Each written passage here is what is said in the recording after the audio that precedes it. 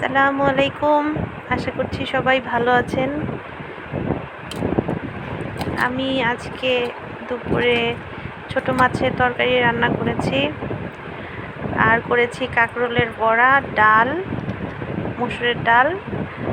আর ছোট মাছের জন্য আমি কচুমুখী আর আলু পাতলা করে কেটে সব মশলা দিয়ে মাখিয়ে রান্না করেছি। এখানে পেঁয়াজ, কাঁচামরিচ কুচি, কচুমুখী আর আলু পাতলা করে কেটে তারপর সকল শুকনো মশলা যেমন হলুদ, মরিচ, জিরা আর ধনিয়া গুঁড়া, লবণ এগুলো তেল দিয়ে সুন্দর করে মেখে তারপরে ছোট মাছটা দিয়ে মেখে একটু ঝোল দিয়ে চুলায় বসিয়ে দিয়েছি।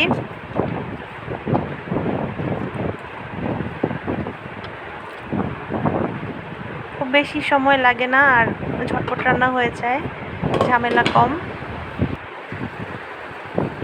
প্রথমে ঢাকনা দিয়ে চুলার আগুনটা বাড়িয়ে দিয়ে রাখতে হবে কিছুক্ষণ। তারপর যখন ভালোভাবে ঝোলটা ঘন হয়ে আসবে তখন একটু ঢাকনাটা খুলে আলতো হাতে নেড়ে চেড়ে রান্না হওয়া পর্যন্ত অপেক্ষা করতে হবে। এই তো রান্না হয়ে গেছে ছোট মাছের তরকারি।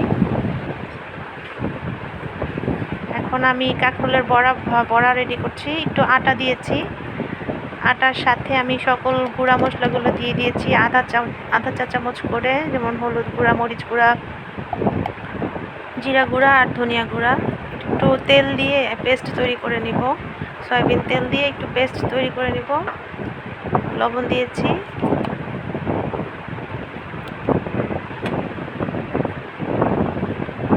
ভালো করে মশলাটা রেডি করে নিব। আর পেস্ট হয়ে গেলে সবগুলো কাঁকরোল আমি কেটে ধুয়ে স্লাইস করে নিয়েছি, এগুলো সুন্দর করে মশলা দিয়ে মেখে নেব। মেখে নিয়েছি। এখন আমরা চুলায় চলে যাব। একটা ফ্রাইং প্যানে তেল গরম করে নেব। তেলটা গরম হয়ে গেলে এখন একে একে সবগুলো কাঁকরোল আমি দিয়ে দিব একটা একটা করে। তারপর সুন্দর করে ভেজে নেব। একটু সময় লাগবে সিদ্ধ হওয়ার জন্য।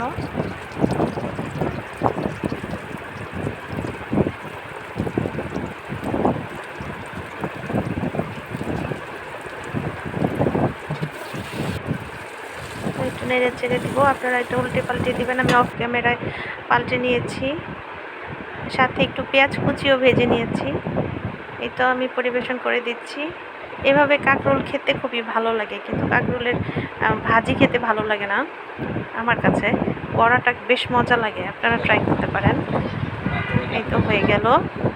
এখন আমি ডাল সিদ্ধ করে নিয়েছিলাম, এখন ফোড়ন দিয়ে দিব। ফোড়নে আগে তেল গরম করে কয়েকটা শুকনো মরিচ দিয়ে দিয়েছি আর দিয়ে দিয়েছি আস্ত জিরা। এখন পেঁয়াজ রসুন দিয়ে ভালোভাবে এগুলো ভেজে নিব সুন্দর করে। যখন একটা ফ্লেভার আসবে, পেঁয়াজ রসুন ভাজার একটা ফ্লেভার আসবে আর রসুন পেঁয়াজগুলো একটু সুন্দর মতো ভাজা হয়ে যাবে, ডালগুলো ঢেলে দিয়েছি। তো এখন আমি এটাকে একটা ঘুটনি দিয়ে ঘুটা দিব। হ্যাঁ, হয়ে গেল আমার ডাল রান্না। একটু কাঁচামরিচ দিয়ে দিব। এবার ভালো মতো ফুটিয়ে বলক তুলে নামিয়ে নিব। ব্যাস হয়ে গেল, খুবই সাদা।